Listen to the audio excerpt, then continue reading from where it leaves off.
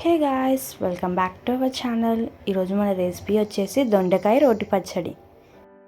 వేడి వేడి అన్నంలో నెయ్యి వేసుకొని రోటి పచ్చడి వేసుకొని తింటుంటే ఆ కాంబినేషనే సూపర్ ఉంటుంది కదా. ఇంకా మేకింగ్ ప్రాసెస్ చూసేద్దామా మరి.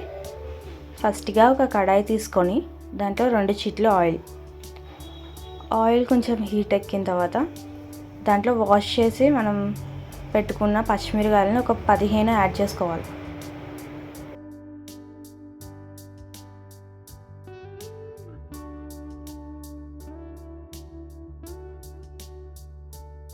పచ్చిమిరకాయలు ఇలా చిట్టపట్లు ఆడుతున్నప్పుడు నూనెలో దాని మీద లిడ్ పెట్టుకొని మగ్గనిచ్చుకోవాలి ఒక 5 మినిట్స్. ఇప్పుడు 5 మినిట్స్ అయిపోయింది. పచ్చిమిరకాయలు చూసారా ఇలా మంచిగా మగ్గాయో.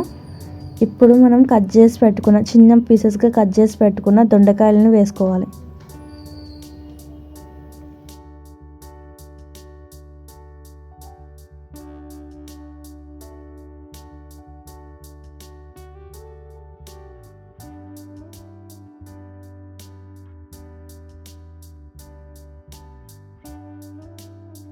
ఇలా ఒకసారి మంచిగా మిక్స్ చేసుకొని దాని మీద లిడ్ పెట్టుకొని ఒక 8 మినిట్స్ అట్లా బాగా దొండకాయలు మంచిగా వేగి బాగా కుక్ అయ్యే వరకు చేసుకోవాలి.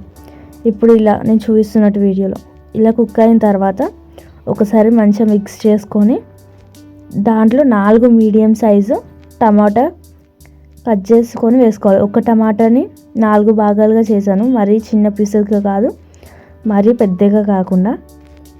టమాటా యాడ్ చేసేసిన తర్వాత ఒకసారి మంచిగా మిక్స్ చేసుకొని దీని మీద మళ్ళీ లిడ్ పెట్టుకొని టమాటాలు మంచిగా మెత్తగా మగ్గే వరకు మగ్గనిచ్చుకోవాలి. చూసారా, ఆయిల్ పైకి తేలి కొంచెం టమాటా మంచిగా మగ్గింది. ఈ స్టేజ్లో మంచిగా ఫ్రెష్గా వాష్ చేసి పెట్టుకున్న కొత్తిమీరని వేసుకొని ఒక 4 వెల్లుల్లిపాయలు, ఒక చిన్న ముక్క చింతపండు వేసుకొని ఒకసారి మంచిగా మిక్స్ చేసుకోవాలి. ఇది ఆల్మోస్ట్ అయిపోవచ్చేసింది మన దొండకాయ పచ్చడి. ఇప్పుడు ఒక 5 to 8 మినిట్స్ మగ్గనివ్వాలి మంచిగా, కొత్తిమీర అంతా మగ్గే వరకు. ఈ స్టేజ్లో స్టవ్ కట్ చేసుకోవాలి. ఇప్పుడు రోటి పచ్చడి నూరుకోవడం కోసం రోల్ని శుభ్రం చేసి పెట్టుకోవాలి.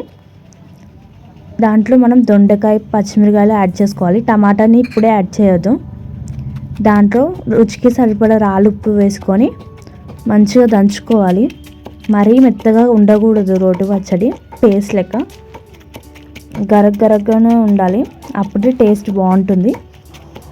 ఇలా మంచిగా దంచుకున్న తర్వాత మధ్యలో గరిటెతో ఇలా కలుపుకుంటూ దంచుకోవాలి. ఇప్పుడు టమాటా ఇంకా కొత్తిమీర కూడా యాడ్ చేసేసి దంచుతున్నాను.